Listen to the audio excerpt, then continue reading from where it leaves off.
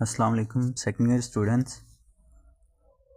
Chapter number 17 का last topic है जो कि इस चैप्टर का थर्ड मोस्ट इम्पोर्टेंट लॉन्ग है। मैंने आपको ऑलरेडी बताया था चैप्टर 17 में 3 लॉन्ग इम्पोर्टेंट हैं। पहला हमने डिस्कस किया था strain energy in deform material, दूसरा एनर्जी बैंड थ्योरी और ये तीसरा लॉन्ग है हिस्टैरिसीस लूप। तो सबसे पहले तो हम इसकी डिफ़ाइन करेंगे हिस्टैरिसीस लूप है क्या। The graph which is plotted between magnetizing current and flux density is called hysteresis loop। Means वो ग्राफ जो कि हम प्लॉट करते हैं, बनाते हैं मैग्नेटाइजिंग करंट और फ्लक्स डेंसिटी के दरमियान में, उसको हम हिस्टेरेसिस लूप का नाम देते हैं। तो अब ये जो मैग्नेटाइजिंग करंट है ये क्या होता है? जो करंट किसी भी सर्किट में से गुजर रहा होता है वो हमेशा मैग्नेटिक इफ़ेक्ट प्रोड्यूस करवाता है, उसकी वजह से मैग्नेटिक फील्ड होता है। तो हम सिंपली जिस करंट को इलेक्ट्रिक करंट कह रहे होते हैं वही मैग्नेटाइजिंग करंट है। फ्लक्स डेंसिटी के बारे में आप लोग चैप्टर नंबर 14 में पढ़ के आए हैं। तो यहाँ पे ये एक सोलिनॉइड है। जब इसको अल्टरनेटिंग सोर्स के साथ कनेक्ट करेंगे तो इसमें से जो करंट पास करेगा वो मैग्नेटाइजिंग करंट होगा और इसकी वजह से जो मैग्नेटिक फील्ड प्रोड्यूस होगा उसको हम फ्लक्स डेंसिटी भी कहते हैं। तो नेक्स्ट इसका मैकेनिज़्म अब समझते हैं। क्योंकि हमें पता जो अल्टरनेटिंग करंट है वो पॉजिटिव और नेगेटिव हाफ साइकिल्स की फॉर्म में होता है। तो लेट्स यहाँ पे जो करंट है वो पहले अपनी ज़ीरो से पॉजिटिव वैल्यू के लिए इंक्रीज़ होते हुए पीक तक जाके पहुँचेगा। तो यहाँ पे एक ग्राफ बनाया हुआ है मैंने मैग्नेटाइजिंग करंट और फ्लक्स डेंसिटी के दरमियान में। Magnetizing current along x axis है और flux density along y axis. ऐसा क्यों है? क्योंकि करंट मैग्नेटाइजिंग करंट एक इंडिपेंडेंट क्वांटिटी है और फ्लक्स डेंसिटी इसके ऊपर डिपेंड करती है। तो जैसे करंट अपनी ज़ीरो वैल्यू से इंक्रीज़ होगा, इंक्रीज़ होते होते अपनी मैक्सिमम वैल्यू को पहुंचेगा तो ये वाली पीक अटेन हो जाएगी। और साथ ही साथ इस ग्राफ में ये जो डॉटेड लाइन है ये ए पॉइंट क्या बता रहा है? करंट अपनी मैक्सिमम वैल्यू को पहुंच गया। तो जब करंट मैक्सिमम होता है तो जो फ्लक्स डेंसिटी है वो भी मैक्सिमम हो जाती है।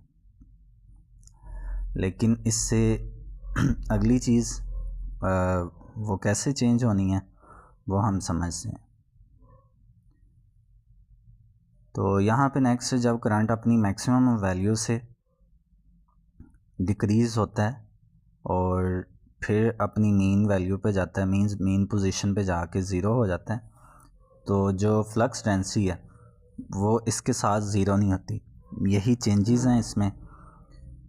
जब करंट अपनी ज़ीरो वैल्यू से मैक्सिमम वैल्यू तक पहुंचा था तो जो फ्लक्स डेंसिटी थी वो भी मैक्सिमम हो गई थी। लेकिन जब करंट दोबारा ज़ीरो हो जाता है, मीन्स अपनी मीन वैल्यू पे जाता है, तो यहाँ पे देखें फिर ये जो वाई एक्सिस है आप लोगों ने ये बार बार सीखा हुआ है। वाई एक्सिस के ऊपर जो हमने वेरिएबल एक्स एक्सिस के अलोंग लिया होता है उसकी वैल्यूज़ ज़ीरो होती हैं। तो ये जो आर पॉइंट है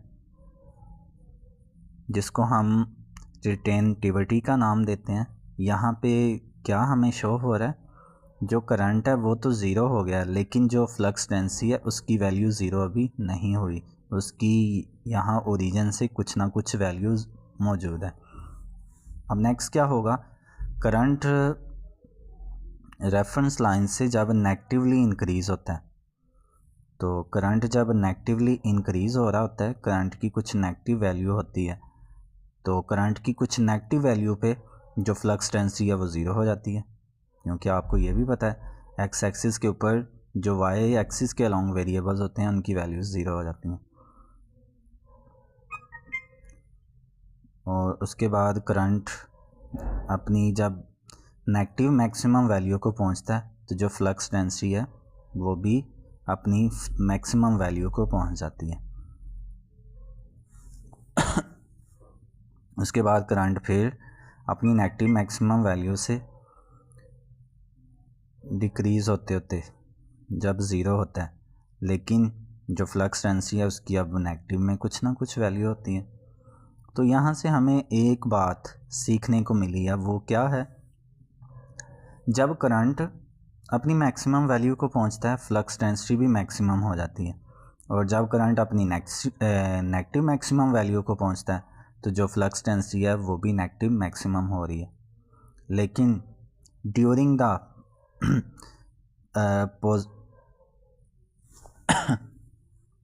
ड्यूरिंग द जर्नी जब वैल्यू मिनिमम से मैक्सिमम हो रही होती है तो रास्ते में जो इनके रीजन्स बन रहे होते हैं वहाँ पे इनकी वैल्यूज़ एक दूसरे के कॉरस्पॉन्डिंगली एक जैसी नहीं रहती। करंट जब मैक्सिमम वैल्यू को पहुँचा, जो फ्लक्स डेंसिटी थी वो भी मैक्सिमम होगी, लेकिन दरमियान में जब करंट ज़ीरो हुआ तो फ्लक्स डेंसिटी ज़ीरो नहीं हुई। अब यहाँ पे फ्लक्स डेंसिटी जब ज़ीरो हुई, करंट ज़ीरो नहीं हुआ। जब करंट नेगेटिव मैक्सिमम वैल्यू को पहुँचा, जो फ्लक्स डेंसिटी थी वो भी नेगेटिव मैक्सिमम वैल्यू को पहुँच गई। अब ऐसा क्यों होता है वो हमें सीखना है। तो इसकी जो रीज़न है वो ये है, कल मैंने आपको बताया था जो फेरोमैग्नेटिक सब्सटेंसेस होते हैं उनकी दो टाइप्स हैं, एक सॉफ्ट फेरोमैग्नेटिक सब्सटेंसेस और दूसरा होते हैं हार्ड फेरोमैग्नेटिक सब्सटेंसेस। तो जब हम फेरोमैग्नेटिक सब्सटेंसेस को अलाइन कर रहे होते हैं एक्सटर्नल मैग्नेटिक फील्ड अप्लाई करके, तो इनकी जो डोमेन्स हैं उनको अलाइन करना बहुत मुश्किल होता है। जब वो एक दफ़ा से अलाइन हो जाती हैं, मींस सेम डायरेक्शन में चली जाती हैं, तो उनको डी अलाइन करना और भी मुश्किल होता है, मैंने कल आपको बताया था। तो यहाँ पे भी कुछ ऐसे ही होता है, जब हम hard ferromagnetic substances like steel उनको करंट प्रोवाइड करते हैं, तो जो उनके अंदर मैग्नेटिक इफ़ेक्ट प्रोड्यूस होता है, करंट ज़ीरो हो भी जाए तो वो जो मैग्नेटिक इफ़ेक्ट प्रोड्यूस हुआ होता है वो कुछ इंस्टेंट्स के लिए अपने मैग्नेटिक बिहेवियर को मेंटेन रखने की कोशिश करता है। ऐसा क्यों होता है? क्योंकि जो डोमेन्स अलाइन हुई होती हैं वो सेम डायरेक्शन में रहते हुए कुछ देर के लिए मैग्नेटिक इफ़ेक्ट को बरकरार रखती हैं। तो यहाँ पे जो कुछ रीजन्स बन रहे हैं, हम उन रीजन्स को अब डिस्कस कर लेते हैं। सबसे पहले हिस्टैरिसीस क्या होता है? Flux density lags behind the magnetizing current. Hysteresis हम किसे कहते हैं? जहाँ पे क्या हो, फ्लक्स डेंसिटी लैग कर जाए और मैग्नेटाइजिंग करंट लीड कर जाए। लैग और लीड का कॉन्सेप्ट हमने चैप्टर नंबर 16 में सीखा था।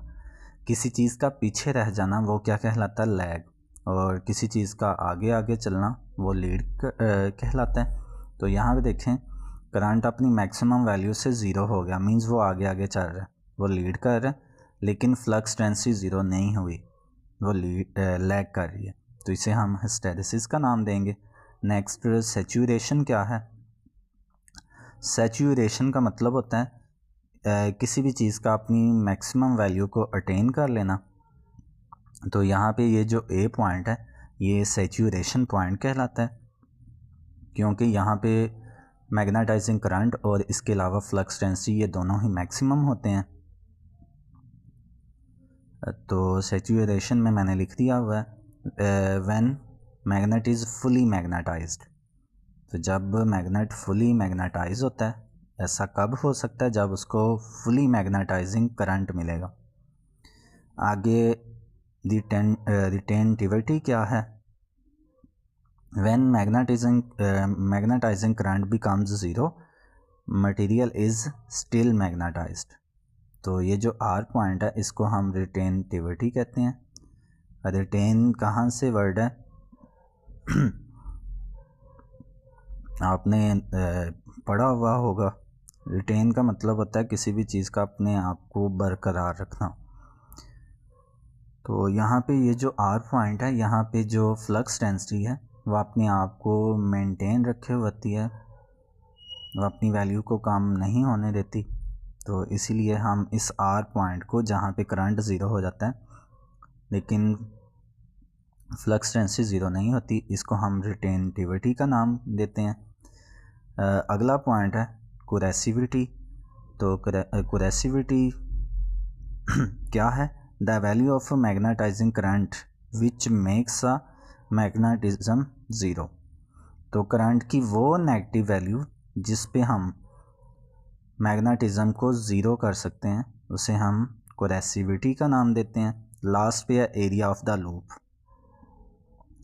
तो जो हार्ड फेरोमैग्नेटिक सब्सटेंसेस होते हैं उनकी क्योंकि डोमेन्स को अलाइन करना और डी अलाइन करना बहुत मुश्किल काम होता है, इसलिए उनका ये जो एरिया ऑफ द लूप होता है वो बहुत ज़्यादा होता है। और सॉफ्ट फेरोमैग्नेटिक सब्सटेंसेस की बात करें तो क्योंकि उनको अलाइन करना आसान है, जब वो अलाइन हो जाएं तो उनको डी अलाइन करना भी इजी होता है।